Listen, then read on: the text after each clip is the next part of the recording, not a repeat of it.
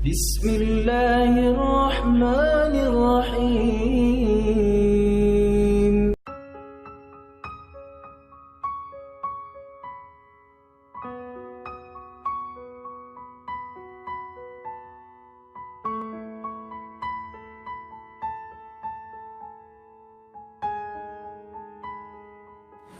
Kompleks Nasyur Quran yang terletak di wilayah Persekutuan Putrajaya ialah sebuah percetakan Al-Quran yang beroperasi di Malaysia.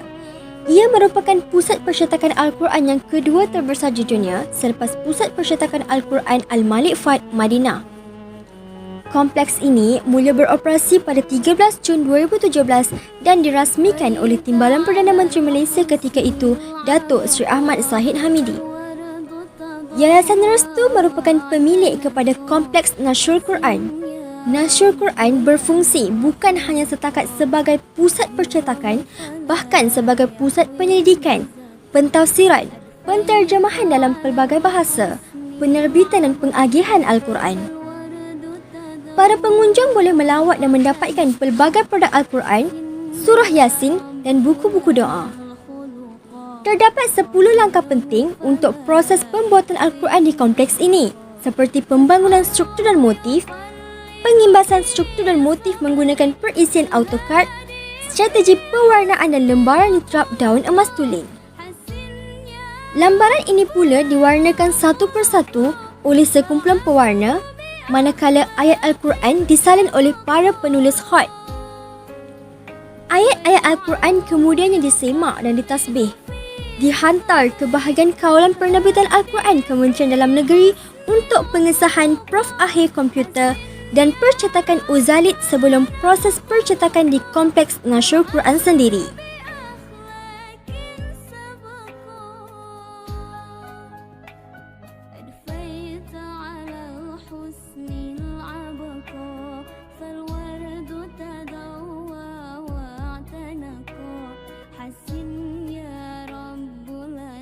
Menariknya mengenai Kompleks Nashrul Quran, mushaf yang diterbitkan bukan sekadar dicetak, tetapi turut disalin bagi menghasilkan manuskrip Al-Quran sentuhan anak tempatan. Menurut pengerusi Yayasan Restu, Datuk Abdul Latif Mirasa, penerbitan Al-Quran di Yayasan Restu melalui proses kajian dan penyelidikan menyeluruh bagi menjadikan mushaf terbitan Malaysia mempunyai identiti tersendiri. Bagi proses penerbitan Al-Quran, Yayasan Restu mempunyai 2 lokasi untuk beroperasi, iaitu di Taman Kesenian Islam Shah Alam dan Kompleks Nashrul Quran Putrajaya. Di Taman Kesenian Islam, proses menyalin Al-Quran dilakukan oleh 7 pakar penulis khat. 5 daripadanya anak tempatan, manakala 2 lagi dari Mesir dan India. Hiasan yang dihasilkan mempunyai erti tersendiri kerana warna dan bentuk yang menjadi bingkai pada setiap helaian mempunyai maksud berkaitan budaya, alam semula jadi serta mercu sesebuah tempat.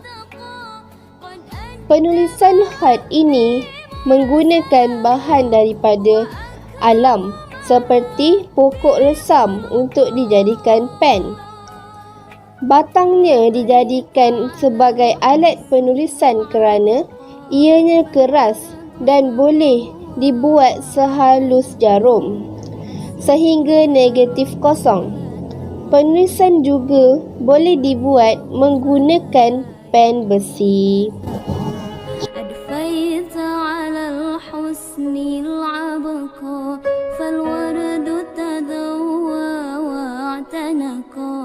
حسن يا رب لنا الخلق طهره فلا يحوي نزقا.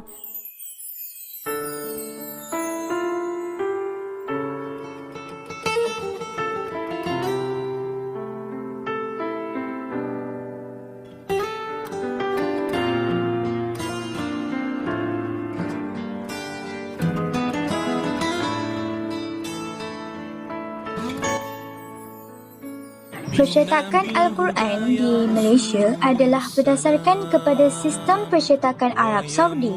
Namun, percetakan Al-Quran di Malaysia dan di negara yang lain mempunyai perbezaan dari segi tanda wakaf, ibtidak dan perbezaan daripada sumber-sumber kegunaan. Dalam menghasilkan cetakan senaskah Al-Quran dari awal hingga ke akhir, terdapat 10 langkah penting untuk proses percetakan Al-Quran. Proses pertamanya ialah pembangunan struktur dan motif, di mana corak-corak yang sesuai akan dipilih untuk dilukis atau diletakkan sebagai hiasan untuk mushaf bagi mengelakkan unsur-unsur agama yang lain. Corak-corak hiasan yang digunakan seperti corak bunga flora dan semula jadi. Proses yang kedua pula ialah pengimbasan struktur dan motif menggunakan perhiasan AutoCAD di mana para pakar atau petugas yang terlatih dalam bidang ini membuat atau lebih memperincikan hiasan seperti corak dengan menggunakan kecanggihan teknologi iaitu AutoCAD. Setelah itu, ia akan beralih kepada proses yang ketiga iaitu strategi pewarnaan. Di proses yang ketiga ini, setiap bahan warna atau alatan pewarnaan hendaklah dipastikan tiada unsur-unsur haiwan terutamanya bulu berus yang digunakan dalam pewarnaan iaitu bukan berasal daripada bulu khinzir atau seakatan dengannya.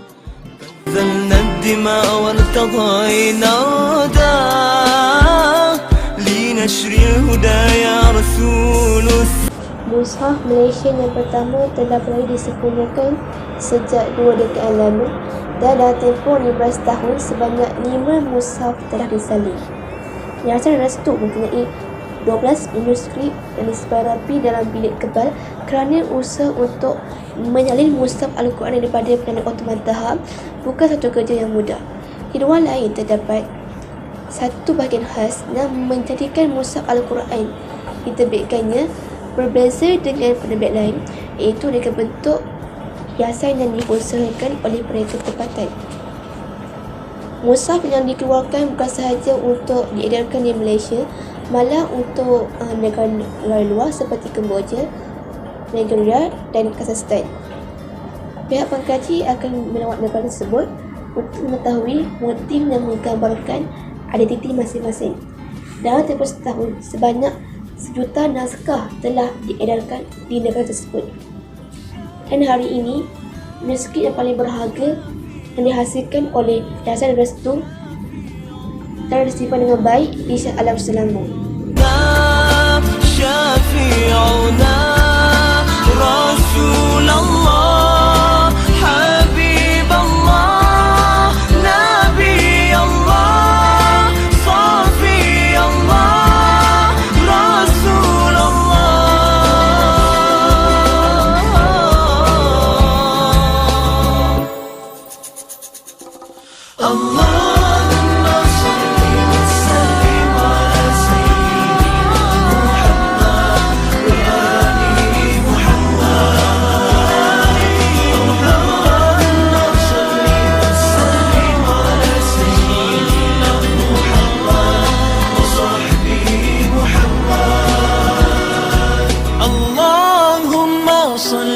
وسلم على سيدنا محمد وآله محمد.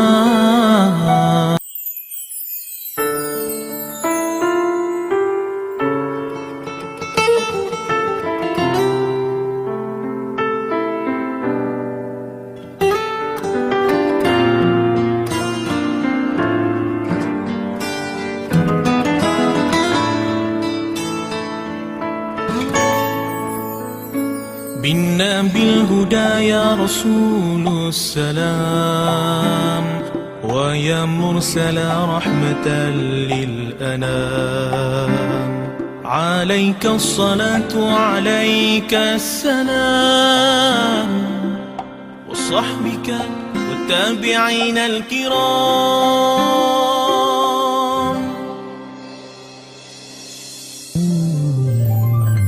بنا بالهدى نحن جند الهدى سنبكي على الأرض طول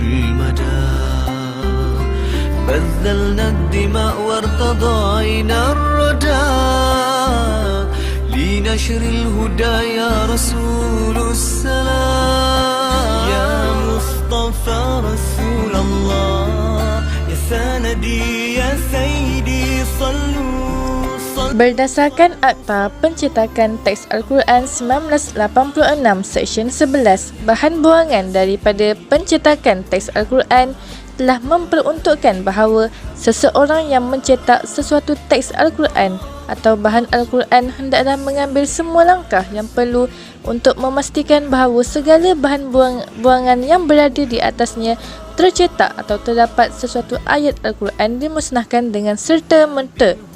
Selain itu, prosedur pelupusan teks Al-Quran.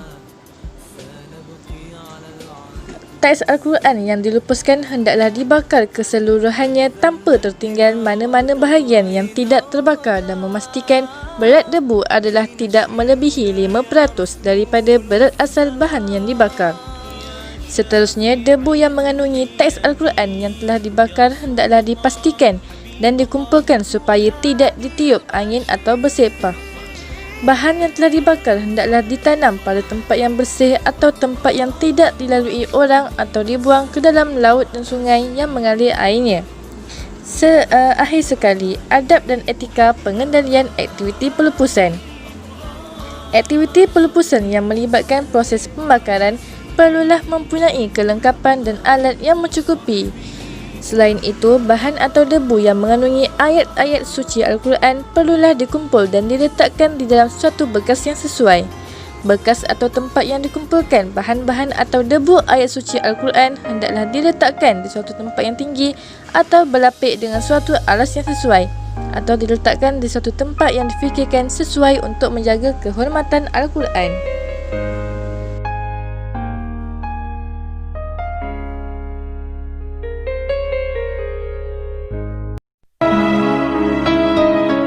لا ما عاد يرعبني ظلم يهددني لا شيء أخسره لا مهما يطول الدرب فالحق معه